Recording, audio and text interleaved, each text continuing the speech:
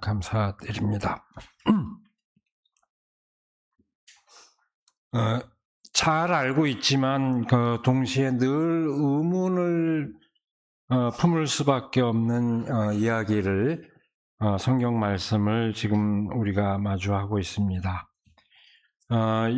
예수님께서 예루살렘에 이른 아주 긴박한 여정 가운데 등장하는 이야기입니다. 예루살렘의 지배층들이 예수를 죽일 흉계를 꾸미고 있고, 그 오늘 말씀의 앞부분입니다. 그리고 미처 함께 읽지 않았지만 오늘 이야기 뒷부분에 보면은 예수의 제자 유다가 그 예루살렘의 지배층들과 한 통속이 되어서 예수님을 넘길 기회를 노리는 바로 그 사이에 오늘 이야기가 딱 자리하고 있습니다. 그 사이에 벌어진 일입니다. 그러니까 바로 그 즈음에 예수님께서 예루살렘 부근 감람산 언덕 베다니 마을에서 나병 환자였던 시몬의 집에서 머물며 식사를 하고 계셨습니다. 그때 한 여자가 매우 값진 나드 향유가 든 옥합을 가지고 와서 깨뜨리고 그 향유를 예수님의 머리에 부었습니다. 요한복음에서는 이 여자를 막달라 마리아라고 딱 특정해서 얘기하고 있지만 다른 복음서에서는 익명으로 얘기를 하고 있습니다. 그리고 교회 전통에서도 누구인지는 여전히 논란이 많습니다. 다르게 그 전승이 형성이 됐습니다. 하여튼 그런 일이 벌어지자 같이 있던 사람들이 화를 내면서 말합니다. 어찌하여 향유를 이렇게 허비하는가? 이 향유는 300데나리온 이상에 팔아서 그 돈을 가난한 사람들에게 줄 수 있었겠다. 이렇게 얘기하면서 이 여자를 나무랐습니다. 그러나 뜻밖의 예수님께서는 그 여자를 나무라는 사람들의 말에 동의하지 않으며 오히려 이렇게 말씀하십니다. 가만두어라. 왜 그를 괴롭히느냐? 그는 내게 아름다운 일을 했다. 가난한 사람들은 늘 너희와 함께 있으니 언제든지 너희가 하려고만 하면 그들을 도울 수 있다. 그러나 나는 언제나 너희와 함께 있는 것이 아니다. 이 여자는 자기가 할 수 있는 일을 하였다. 내 몸에 향유를 부어서 내 장례를 위하여 할 일을 미리 한 셈이다. 내가 진정으로 너희에게 말한다. 온 세상 어디든지 복음이 전파되는 곳마다 이 여자가 한 일도 전해져서 사람들이 이 여자를 기억하게 될 것이다. 한 데나리온이 당시 노동자의 하루 품삯이었으니까 300데나리온이면 딱 계산이 나오죠. 거의 1년치 임금에 해당하는 금액이었습니다. 그 돈으로 차라리 자선을 할 것이지 어째 그것을 낭비하느냐 하는 그 사람들의 태도는 일리가 있어 보입니다.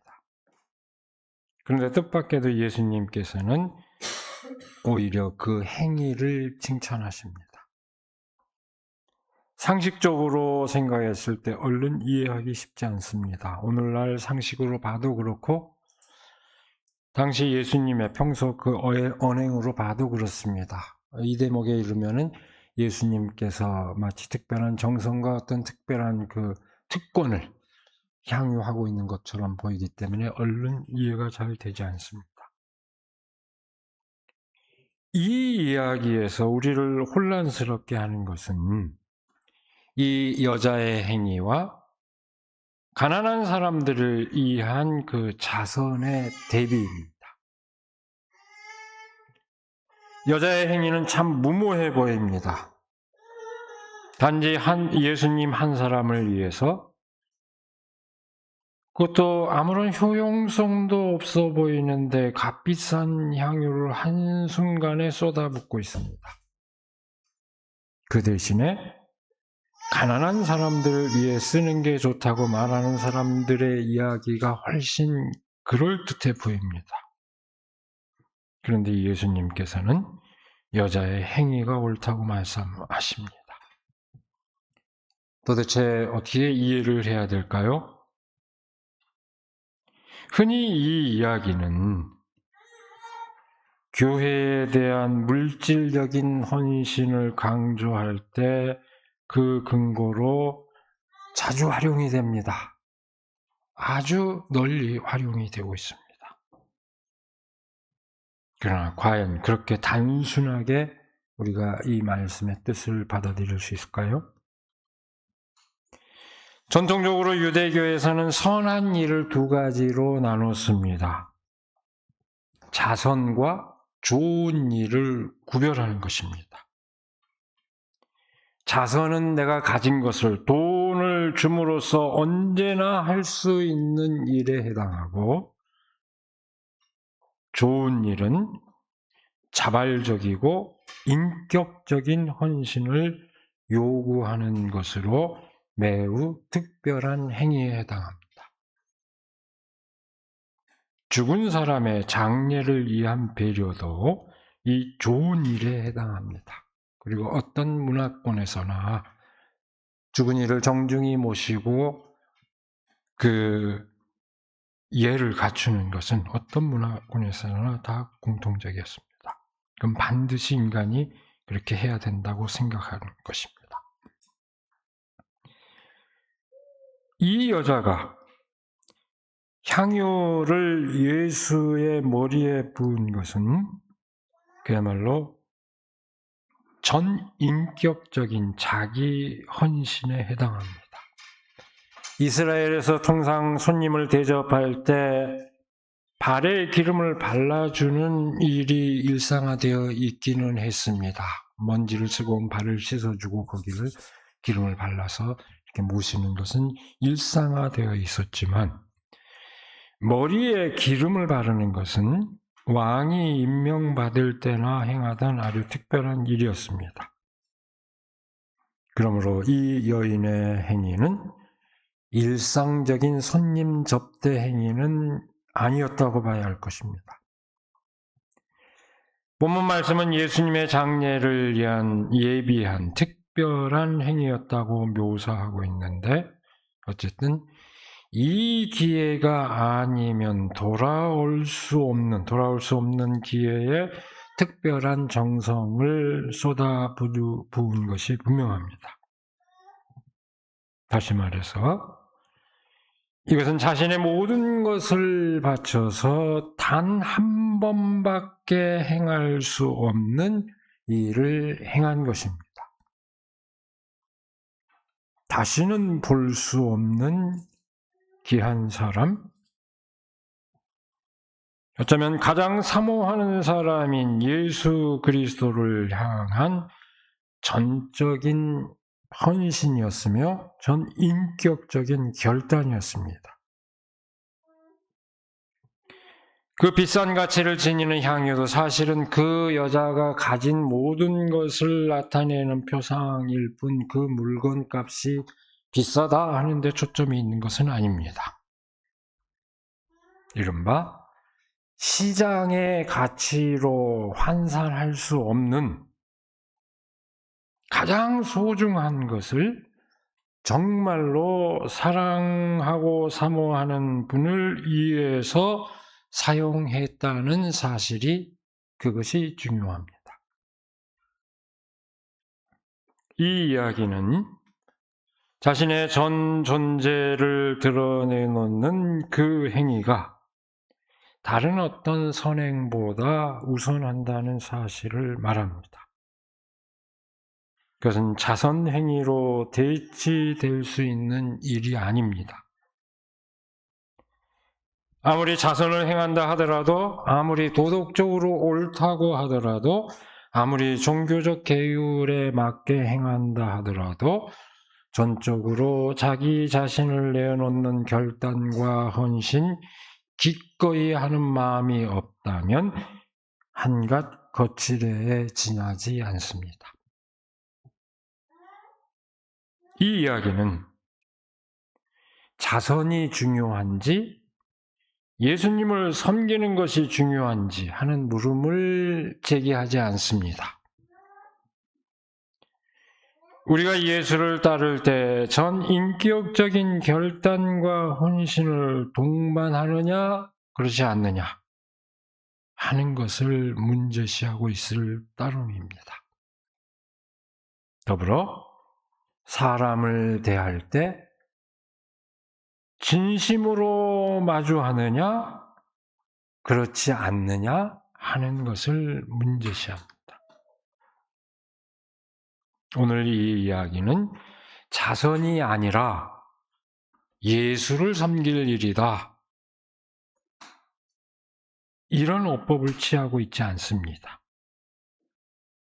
그 두 가지를 단순히 대립시켜서 그 가운데서 하나를 택하게 하는, 양자택일을 하게 하는 것이 아니라 그 차원을 달리 이해함으로써 사실상 우리에게 그 두 가지를 다 요구하고 있는 셈입니다. 가난한 사람들은 항상 너희 곁에 있지만 나는 언제까지나 너희 곁에 있지 않다.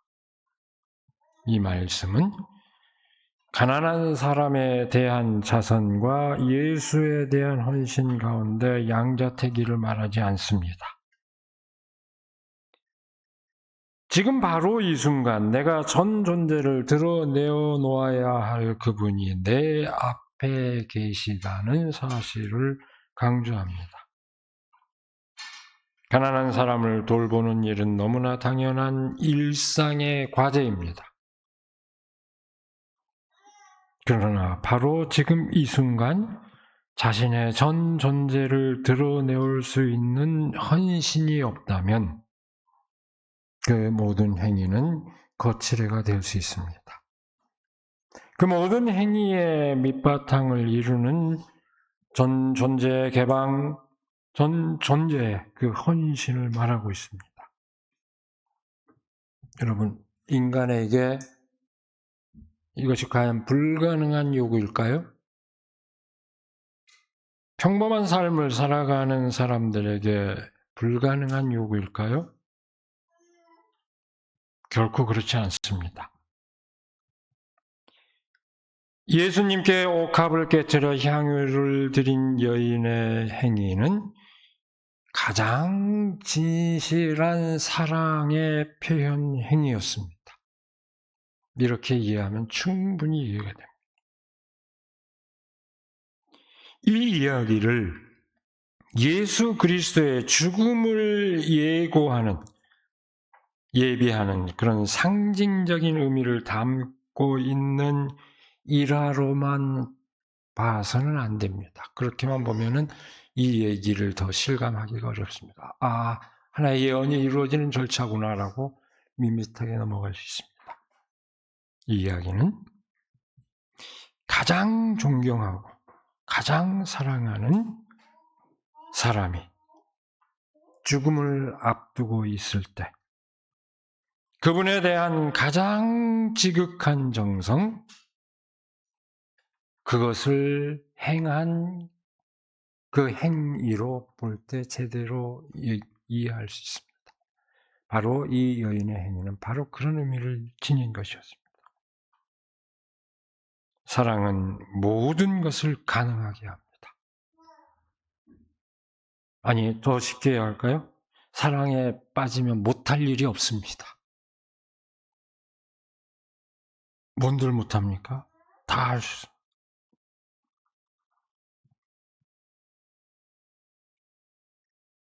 인간의 삶에 그것이 빠져버린다면 어떻게 될까요?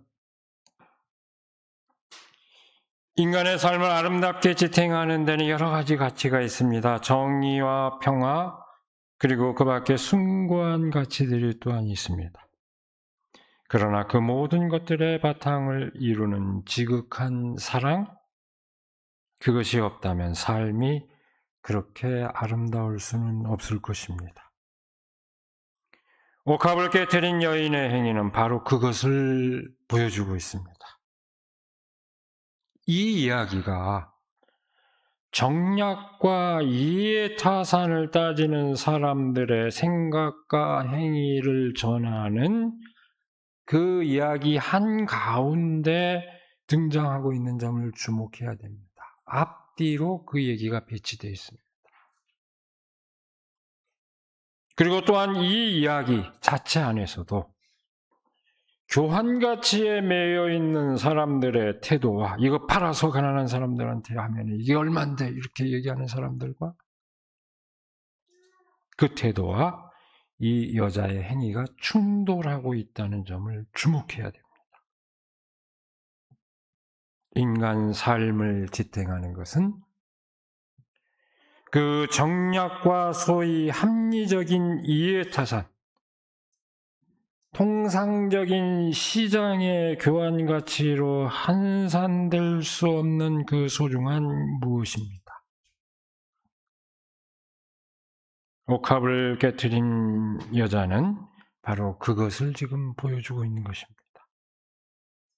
여러분, 우리가 쉽게 이해할 수 있는 예로 어떤 행위에 대해서 돈으로 보상해 주면은 그 행위가 널리 확산되기만 할까요? 오히려 그 행위가 줄어드는 증상도 있습니다.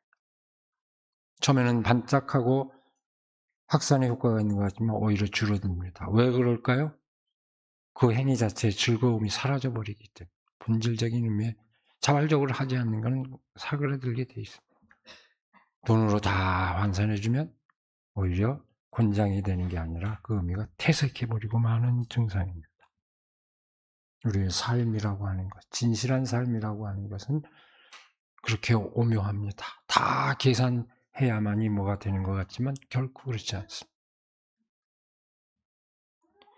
흔히 거룩한 낭비로 일컬어지는 이 여인의 이 행위는 초기 교회에서부터 논란이 되어 왔습니다. 옛부터. 이 복음서가 기록된 그 시점부터도 논란이 되어 왔습니다. 그래서 초기 교부 가운데 그 요한 크리소스톰은 이 말씀을 빌미 삼아서 예수를 섬기는 것과 가난한 자들을 돌보는 것을 구분하려는 태도의 위험성을 경고했습니다. 그리고 이렇게 말했습니다. 만일 당신이 누가 거룩한 물건들을 만들거나 봉헌하는 것을 보거든, 그리고 교회 벽과 바닥을 장식하려고 애쓰는 사람들을 보거든, 뭐라고 했을까요? 그의 열성에 찬물을 끼얹지 않도록 조심해라. 교회 지도자들한테 한 얘기. 그 정성을 고스란히 받아들이란 얘기. 그러나 누가 일을 하기 전에, 그렇게 정성을 바치기 전에 어떻게 해야 될까요? 하고 묻는다면 가난한 사람들에게 주라고 이렇게 얘기해라. 이런 교훈을 일깨워줬습니다. 아주 지혜로운 해법입니다. 그 정성의 소중함을 인정하고 존중하라는 얘기입니다. 그러나 만일 그 정성을 어찌 해야 할지 묻는다면 그때 합리적인 대안을 하라는 것입니다. 아주 현명한 해법입니다. 제가 대충 넘어가는 것 같아도 저는 늘 이 원칙을 유념하고 있습니다. 교우들의 정성, 마음이 어디에 가 있는지 딱 재단하지 않습니다.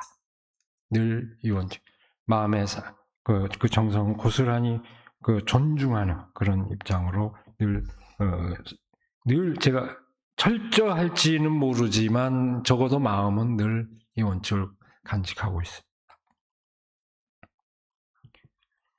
우리는 신앙생활을 하는 가운데 자족적인 조건들을 생각하면서 그 조건들을 충족함으로써 신앙생활을 제대로 하고 있다고 생각하는 경우가 많습니다.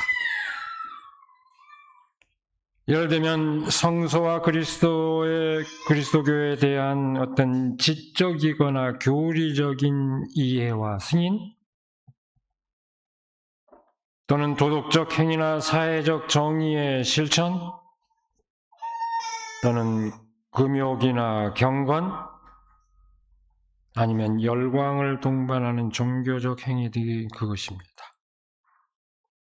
그런 요건들 모두 또는 아니면 그 가운데 하나라도 제대로 충족되면 신앙생활을 온전히 하는 것으로 흔히 생각합니다. 실제로 많은 신앙인들은 그 어느 것 가운데 하나를 자신의 신앙의 전부로 아는 경우가 많습니다. 그러나 오늘 말씀은 그것으로 충분하지 않다는 것을 말합니다. 그것이 오히려 서툴러도 더 중요한 밑바탕이 있다는 것을 얘기합니다. 가장 밑바탕이 되어야 하는 것은 자신의 전 존재를 드러내놓는 헌신이며 전 인격적인 결단입니다. 진정으로 간절히 뭔가를 그리워하는 그 마음입니다. 그 모든 것을 내놓아도 아깝지 않다고 느끼는 헌신과 정성입니다. 그 어떤 것으로 환원 불가능하고 대체 불가능한 마음과 정성입니다. 신앙은 그것으로 시작하고 그것으로 완결됩니다. 아니, 우리의 삶 자체가 그렇게 되지 않으면 안 됩니다. 신앙은 그런 삶이 가능하다는 것을 믿는 것입니다. 복음이 전파되는 곳마다 이 여자가 한 일도 전해져서 사람들이 이 여자를 기억할 것이다. 이 말이 함축하는 뜻이 뭘까요? 사랑하는 사람이 있고 그 사랑하는 사람에게 쏟는 정성, 믿을 만한 사람과 삶이 있고 그 믿을 만한 사람과 삶에 쏟는 정성, 그것이 잊혀져서는 안 되는, 어디에서나 간직되어야 할 삶의 정수라는 것을 이 말씀은 일깨워주고 있습니다. 옥합을 깨뜨린 여인 이야기는 오늘 우리에게 여러 상상력을 불러일으킵니다. 제가 이런저런 자리에서 가끔씩 얘기를 했습니다만 세상의 모든 아침이라는 그 프랑스 영화가 있습니다. 비올을 연주하는 프랑스의 그 연주하는 그 음악가의 얘기인데요. 제가 말씀을 준비하면서 다시 그 기분을 느끼기 위해서 다시 봤는데 숨도 돌리지 않고 2시간을 그냥 빨려 들어가면서 다시 봤습니다. 간단한 얘기는 이렇습니다. 초야에 묻혀 살아가는 비올 연주의 대가에게 어느 날 한 젊은이가 찾아와서 제자를 삼아달라고 해서 연주를 시켜보는데 이 스승은 만족스럽지가 않습니다. 작곡이나 연주 모두 뛰어나서 음악으로 충분히 밥벌이는 할 수 있겠지만 너는 결코 음악가는 아니야 하고 잘라버립니다. 그러나 이 젊은이가 절규를 하니까 제발 제자로 받아달라고 절규를 하니까 받아들이긴 하지만 그래도 제자는 그 뛰어난 재능을 발휘해서 결국 자기가 바라는 궁정악사로 들어가고 스승을 떠납니다. 평생 이 제자에게는 물음이 남지요.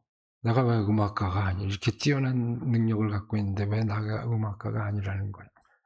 평생 하두처럼 그 음악을, 그 물음을 갖고 있었는데 인생의 말년에 가서야 그 진실을 깨닫습니다. 자신의 음악이 영혼을 움직이는 힘이 없다는 것을 뒤늦게 알게 됩니다. 이렇게 놀라운 재능을 갖고 있고 놀라운 기교를 갖고 있지만 사람의 죽은 자와 산 자를 소통하게 하고 지친 자를 위로해주는 진정한 그렇게 영혼을 움직이는 힘이 없다는 것을 뒤늦게야 깨닫습니다. 그 다음 결말은 어떻게 되느냐? 이건 얘기 안 하겠습니다. 저는 이 영화를 굉장히 좋아합니다. 우리의 영화 판소리를 주제로 한 그 서편제도 있죠. 그것도 전혀 다른 이야기 같지만 똑같은 그런 문제를 제기합니다. 사람의 영혼을, 소리가 단순히 기교가 아니라 사람의 마음을 울리는 힘이 있어야 된다는 것을 일깨웁니다. 득음을 못했다고 그러죠. 한이 없다고 그러죠. 서편제에서. 목소리만 좋으면 뭐하냐고. 사람 마음을 움직이는 힘이 없다고. 똑같은 문제지. 영혼을 움직이는 힘. 옥합을 깨트린 여인의 정성을 우리 삶에서 그와 같은 힘, 그것으로 이해하면 우리가 말씀의 의미를 좀 이해할 수 있을까요? 기능적인 역할과 효율성이 중시되는 오늘의 세태 가운데서 그 뜻이 우리에게 얼마나 실감될 수 있을지 제가 이 말씀을 나누면서도 의문이 되기는 합니다. 의문이 들기는 합니다. 일찍 철학자 발터 베냐민이라고 하는 그 사상가는 기술 복제 시대의 예술을 논하면서 그 작품의 진품성, 진짜 진품이 갖는 그 빛, 아우라라고 그러죠. 그 아우라가 사라진 시대의 예술 작품의 의의에 대해서 심각한 물음을 던졌습니다. 물론 길지 않은 글이지만 이건 어떻게 보면 표면적으로 보면 굉장히 긍정적으로 했습니다. 그래서 예술의 민주화가 이루어지고 많은 사람들이 그 예술을 향유하게 된 현실을 지적하고 있지만 그런 통찰을 한 기본 뜻은 뭘까? 그것이 수단이 되고 정치적 도구화 되는 예술의 정신이 재색되는 그 현실을 꼬집은 거라고 생각이 듭니다. 인공지능 시대에 이르러서 문제는 더 심각해졌습니다. 단지 인간의 기능적 역할을 대신하는 데 그치지 않고 인공지능이 인간의 마음을 흉내내는 데까지 이르렀습니다. 상담도 해주고 설교 말씀도 준비해 준답니다. 누가 저한테 물었어요. 아니 그냥 준비해 달라고가 아니고 진지하게 목사님의 설교문을 다 입력해 주고 이 스타일로 해줘 하면 거의 그럴듯하게 나온다. 그러면 꼭 남의 얘기라고 할 수 없지 않습니까? 내가 단호하게 얘기했습니다. 얘기하길래 나는 내 영혼에 노동이 없는 그런 짓은 안 해. 안 합니다.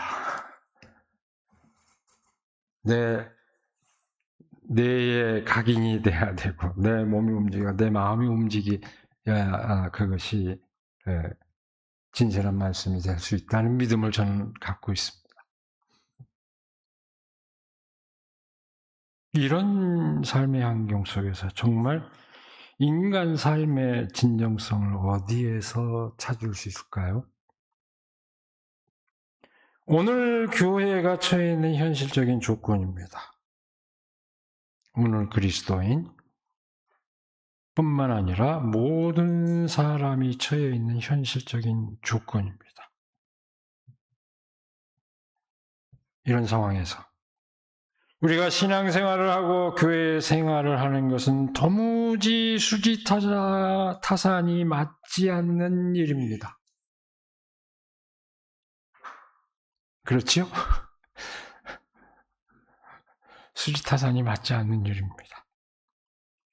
그래도 이거 피하면 안 될 것 같으니까 뭔가 마음의 위로를 얻고자 한다면 편리하게 접근하는 방법도 다 있습니다. 온라인으로 다 해주잖아요. 그리고 그것이 아니라도 내가 소중하다고 여기는 그 가치를 실현하고자 한다면 사회적 네트워크에 얼마나 그런 선한 일을 하는 사람들이 많습니까? 얼마든지 있습니다. 그 가치를, 소중하다고 여기는 가치를 실현하는 방법도, 방편도 다양합니다. 그럼에도 우리가 이렇게 함께 모여서 신앙생활을 하는 뜻이 어디에 있을까요? 제가 세례자 교육을 하면서 지난주 이번주 오늘 100% 다 참석을 해서 보충 수업은 없습니다. 세례자 교육 시간에도 얘기했습니다만 긴 얘기 안 했습니다. BTS의 공연의 첫 번째 노래 제목을 아는 분, 바디 투 바디. 총칼을 집어치우고 키보드도 다 집어치워라. 사람과 사람이 만나서 함께 삶을 나누자는 얘기입니다. 사람과 사람이 마주하며 삶의 진정성을 나누기 위해서입니다. 온 생명을 부여하여 주시고 우리 한 사람 한 사람의 영혼을 사랑하시는 하나님에 대한 믿음으로 모였다면 서로의 영혼을 울리는 삶의 교감을 나누는 것이 마땅합니다. 우리 모두 그 믿음으로 정진하기를 바라고 그 믿음으로 세상에 따뜻한 그 사랑의 온기를 펼쳐나갈 수 있기를 이 시간에 간절히 기원합니다. 기도하겠습니다. 오늘도 우리에게 복된 날을 허락하여 주시고 함께 모여서 사랑의 온기를 나누고 마음을 나눌 수 있도록 함께하여 주시는 그 은혜를 감사드립니다. 우리가 이 땅에 살면서 하나님의 이름을 부르고 예수 그리스도의 길을 따르는 것이 우리의 삶에 과연 어떤 의미가 있는지 다시 한번 새기게 하여 주시옵소서. 진실이 통용되지 않고 진정성이 통하지 않는 다 껍데기뿐인 그 관계만으로 이어지는 이 세계 한가운데서 우리가 진실을 나누고 진정한 그 마음을 나누고 삶을 나눌 수 있는 저희가 될 수 있도록 예수 그리스도께서 몸소 보여주신 그 삶 가운데서 진정한 구원의 길을 깨닫고 함께 나아갈 수 있도록 하나님 함께하여 주시옵소서. 우리의 발걸음이, 우리의 손짓 하나하나가 진정으로 그 삶을 나누는 소중한 그 행위임을 늘 기억하게 하여 주시옵고 우리가 진실로 우리를 사랑하시는 그 하나님의 믿음 안에서 서로 사랑을 나누고 펼쳐나가는 우리가 될 수 있도록 하나님 함께하여 주시옵소서. 예수님의 이름으로 기도드리옵나이다. 아멘.